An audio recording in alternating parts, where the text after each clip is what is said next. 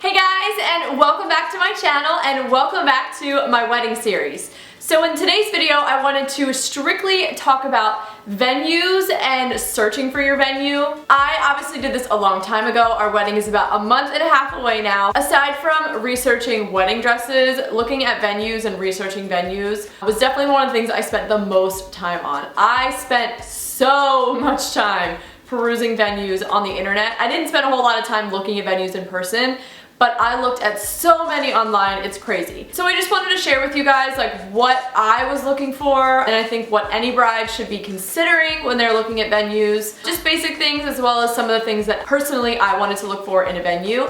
So let's get started. So with most venues, you have to book pretty far in advance. So picking your venue is gonna be one of the first things that you do after you get engaged. Picking your venue is super important and totally sets the tone for the entire event. The very first thing you need to be aware of when you start looking for venues is you need to know about how many guests you're going to have. Obviously, you don't need a guest list right off the bat, but it is super important that you know about how many people because that really narrows down your venue search.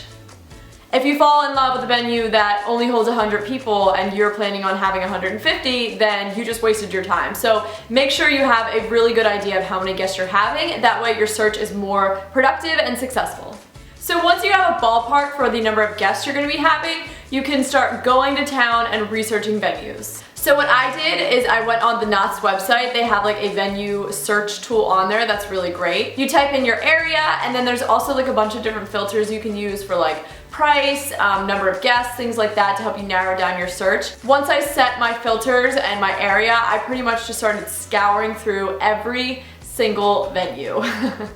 So like I said, I like poured over all of the different venue options on the Knot. I pretty much went through every single venue. I went to their website, I looked through their pictures, I looked through their packages, just to get an idea of different places that I definitely was really interested in. And those places that I was super interested in, even before I went to like see them in person, I looked at a lot of reviews online. One great place to look for reviews is Wedding Bee. It's like a forum type website for all things wedding related. And it's been around for years. So there are like years and years and years of forums on there and it's super helpful. So I would just type in the venue into Wedding Bee and a bunch of different posts would come up and I would see like what people were saying. Like, did they like the food? Was the atmosphere good? How was the staff? I mean, did the day go off without a hitch? Were there problems? What were they? And just trying to get a feel for each place. Obviously you can look at people's websites, but that is like their highlight reel. They're only gonna put the best pictures, they're only gonna display the good reviews and things like that. So you definitely want to get like an unbiased opinion and you can definitely do that through outside websites. Like the Knot has reviews as well, but for some reason I just really liked using Wedding Bee. So that was the next thing that I would do after I kind of got a list so I could get an even better feel for these venues. My main goal was to try and get like the best picture possible I could of each and every venue I was interested in without actually having to go, because I was looking like all over the greater Philadelphia area. I was looking at some that were in like New Jersey, some that were downtown in Philly, some were like out in the country. I was like kind of all over the place with my venue search in the beginning. But anyway, so I really wanted to try and do as much research as I could beforehand to really narrow my list down before I went in person. That being said, you do get a different feel when you go visit a venue in person. You can see a lot from pictures, but it is a totally different experience when you're seeing it for yourself live. Personally, I am just super decisive and I knew exactly pretty much what I wanted. So I knew I didn't want to spend a whole lot of time looking at different venues because I knew I'd be able to narrow it down pretty well from what I was able to gather online. I will say though that I picked our venue totally off of feeling when I was there. I mean, it did meet like all of my criteria at the same time, but I wouldn't have gone there if it didn't meet my criteria. But anyway, when I walked into like we're having it in like a ballroom, when I walked into the room, I got goosebumps and I just wanted to dance. Like I was like, I just want to be like wearing a white dress and I want to start spinning around on this dance floor. I just wanted to dance. So that's how I knew like, all right, this is where we're gonna have it. And we ended up like totally switching up our whole wedding plans to be at this venue. They didn't have any of the dates we wanted. We ended up moving the wedding up like way earlier than we were planning on having it.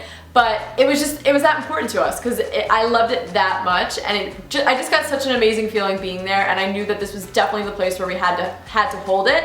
And it was funny actually because we almost didn't even go see it because they didn't have any of the dates we were interested in, but we were in the city and I was like, wow, I'm not gonna cancel the appointment. Like we might as well just go, at least to use it for like comparison purposes. Like why not just see another place we're already here? So we ended up going and we walked into the ballroom and literally we looked at each other and we were like, shit, this is it. Like we have to have it here. So we had to completely change up our whole plan, but it was so worth it. I wouldn't have done it any other way. For me personally, there were a couple things that I was really looking for. Obviously, it had to be in my area and it had to fit the approximate number of guests that we were going to be having. But then there was also some criteria that was important to me that I wanted the venue to have. The first and probably most important thing is I wanted the venue to be something that was pretty much a blank canvas. Obviously, every venue is going to have its own look and feel, but I didn't want something that was going to be super detailed or any kind of strong decorations or colors or anything like that that I wouldn't be able to work with. My vision for our wedding is it's going to be lots of white, lots of gold, a little bit of blush here and there, but something that is just very bright and classic and kind of glamorous and traditional at the same time.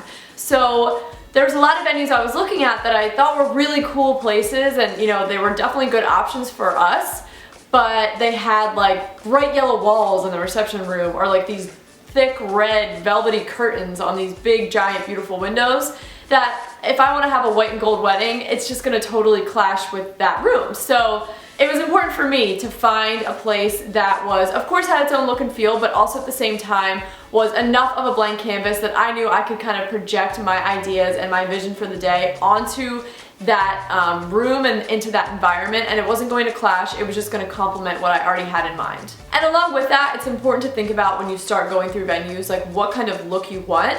And just in general, like are you going for something that's more rustic? Like are you looking for like a farm or a barn or maybe even like a manor to hold your wedding festivities?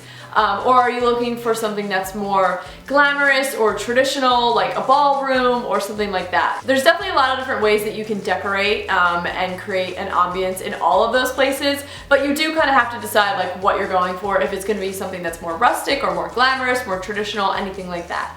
The next thing that was important to me when looking at venues was whether or not they had accommodations on site. This may not be important to some people, but for me, I just could not get past the fact that certain places just didn't have like, okay, everyone's just gonna go up to their rooms at the end of the night. Everything's right there, no one has to drive, you can just stay, have fun, party, and let loose. I think that's probably because most of the weddings that I've been to in my lifetime, as far as my family, that's how they've always been, and I just love that environment. I don't like having to get bussed from here to there and have people have to drive. I just love the idea that like you arrive at the reception venue and that's where everything is. You don't have to worry about leaving, you don't have to worry about driving, you don't have to worry about being transported anywhere. You're just there and it's just, you're ready to have a good time and just enjoy the night. So it was really important to me that there were accommodations on site, and especially enough accommodations that both our guests as well as the wedding party would all be staying in the same place. Obviously not all of our guests are going to be staying at the hotel where we're hosting our wedding, but I wanted that to be an option. There was one venue we were looking at that was so gorgeous. I was obsessed with it. It could not have been more perfect, other than the fact that there weren't a lot of accommodations. There was actually, like, it was this huge old manor, and it did have rooms in it where you could stay, but it would only be like Matt and I and like a select few other people. And I just don't like the idea of like waving bye to the guests at the end of the night and having them go off to somewhere else separate from where we are, because we want to have an after party. We want to soak up that day and make it last as long as possible and just totally roll with it and enjoy the party. So I just didn't like the idea of being separated from our guests. I wanted to be able to hang out with everyone. I just didn't want that disconnect at the end of the night. It just seemed sad to me. So I ended up just not even going to look at that venue in person because I knew I didn't want that. That it was that important to me that I just completely crossed off my list as not an option, because I just didn't like the idea of having to bus back and forth and then say goodbye to the guests at the end of the night.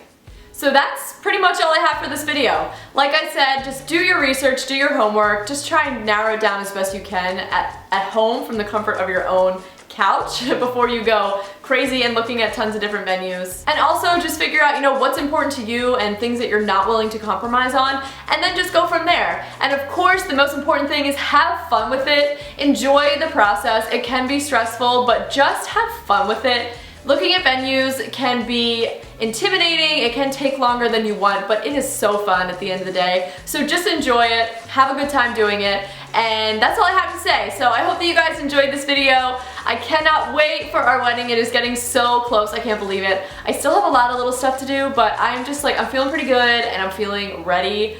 Bring it on. Thank you guys so much for watching this video, and I will see you guys in the next one. Bye! And in today's video, I want to specifically focus on granola bars.